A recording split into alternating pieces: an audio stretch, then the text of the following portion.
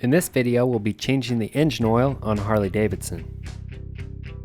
Each process will vary with the different bikes, so to avoid any mistakes or confusion, you'll want to follow along with the steps inside your bike's service manual. Today we're working on a 1996 Softail Fat Boy. We're going to have it up on a lift to make the process a little easier.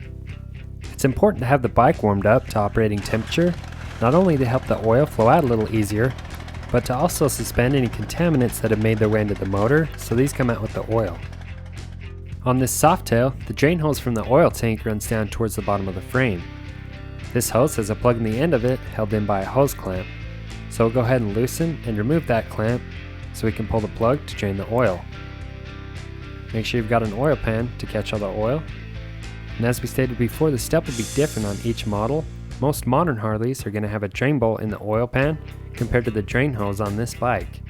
Again, you'll want to refer to your service manual for drain bolt location and instructions, because oftentimes the transmission drain bolt is threaded into the same oil pan.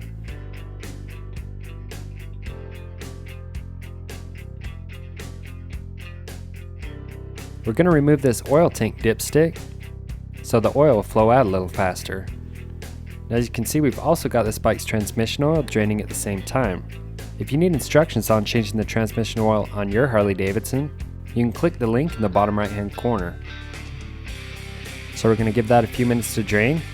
And if your bike uses a threaded drain bolt, now's a great time to inspect the sealing O-ring for any cracks or wear, and then replace it if necessary. After you've given it 10 or 15 minutes for all the oil to drain out, go ahead and wipe off any extra oil and then reinstall the drain plug. After that, you can reinstall the hose clamp and then tighten it down. Once it's tight, go ahead and slide the hose back into the clamp mounted on the frame. And then we can use some contact cleaner and a rag to remove any oil that got into the frame. When that's clean, we'll move up to the oil filter. We're using a strap type filter wrench to remove this filter. They make a few different tools to remove these, and some filters also have a nut welded onto the top for easy removal.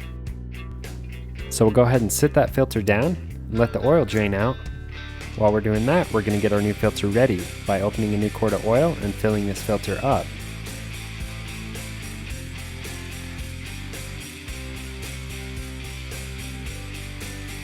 You'll also want to lube up the sealing O-ring to keep it from binding up when we install it. So now we can clean up the sealing surface for the oil filter and then go ahead and install the new filter. Once you feel the O-ring start to seat, we'll go 3/4 of a turn past that and we're good to go. The only thing we have left to do is just add oil back into the bike. For this, you'll again need to refer to your service manual for engine oil specifications for your bike. This bike calls for 3 quarts, so we'll go ahead and add those.